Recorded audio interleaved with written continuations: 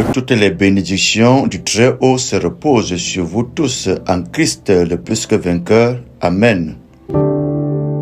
Après l'introduction 1 et 2 sur le grand thème de la spiritualité singulière aux religions plurielles, nous faisons ici un rappel qui sert de prélude de transition pour l'épisode 1. Nous l'avons dit précédemment et nous insistons que tous les êtres humains, dans tous les âges et dans toutes les générations, et ceci depuis le commencement, se posent 3 questionnements existentiels. Le premier questionnement concerne la genèse et l'origine de l'homme. Le deuxième questionnement, la genèse de son environnement immédiat ou lointain. Et le troisième questionnement concerne la mort et l'après-mort. Et c'est d'ailleurs la recherche des réponses à ces questionnements qui donne jour d'une part à la spiritualité et d'autre part aux religions multiples.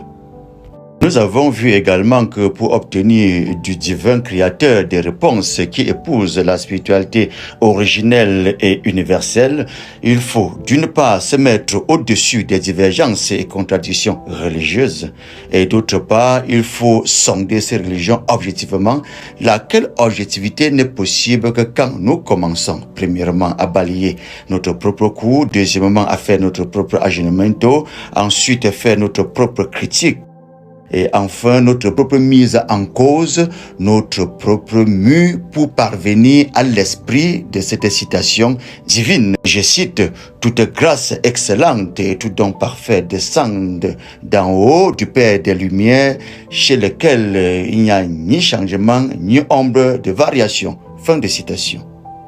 Exemple, la pluie est un don de Dieu. Don parfait d'ailleurs qui descend sur les bons, sur les méchants, sur les religieux et les non-religieux, sur les spirituels et les charnels, sur les hommes de toutes races, de toutes tribus, de toutes générations. Le soleil est un don parfait du Père des Lumières. Oui, les 7 couleurs de l'arc-en-ciel sont l'image des dons qui descendent du ciel. Chaque créature, notamment les plantes et les animaux, reçoivent tous ces 7 rayonnements lumineux et chacune y prélevant la part à elle destinée par sa nature propre. Je répète, toute la création, les plantes, les animaux, etc., chacune reçoit l'ensemble des 7 rayonnements de la lumière et chacune y prélève sa part selon sa propre nature pour sa croissance personnelle. Hélas, les religions sélectionnent pour leurs adeptes les rayonnements à les servir, chacune ne pouvant donner que ce qu'elle possède.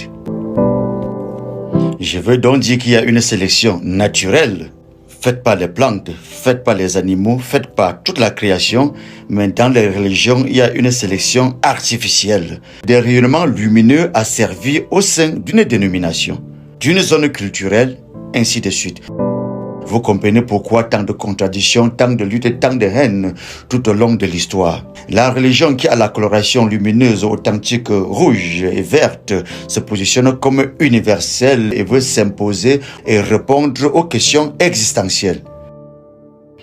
La religion qui a une coloration A, B, ou bien la religion à coloration, 3 colorations, 4 colorations, ainsi de suite. Chacune aura la prétention d'apporter la solution humanitaire, la solution à tout le monde, la solution à toutes les générations. C'est toute une véritable grande prétention. Nous les réveillés, nous les endormis, nous les accroupis, nous les courbés, nous les illuminés, c'est nous qui avons la réponse aux questions existentielles. Non, c'est plutôt nous les religions traditionnelles, nous les religions modernes, nous les religions importées, nous les religions révélées. Voilà l'état des lieux, toute une grande confusion. Et pour mettre le comble, chaque religion considère tout partage profond avec l'autre comme une profanation, comme un compromis. Je répète, chaque religion considère tout partage profond avec l'autre comme une profanation, comme un compromis. Et c'est là l'élément le plus important. Oui, le compromis est véritablement la chose la plus dangereuse. Pourquoi? Parce que le compromis consiste à hybrider ce qui est déjà hybridé. Et la compromission, est-ce une bonne chose? Nullement. Le compromis a questionné. L'hybridation étant déjà là, consommer ce qui est déjà hybridé. Mais c'est une seconde mort. Il faut donc d'abord balayer devant sa propre cour. Ça veut dire que chaque religion doit faire sa propre mue. Et enfin, il faut faire un retour aux sources profondes. Et c'est là où nous avons envie d'en savoir davantage. À bientôt pour l'épisode 1. Amen.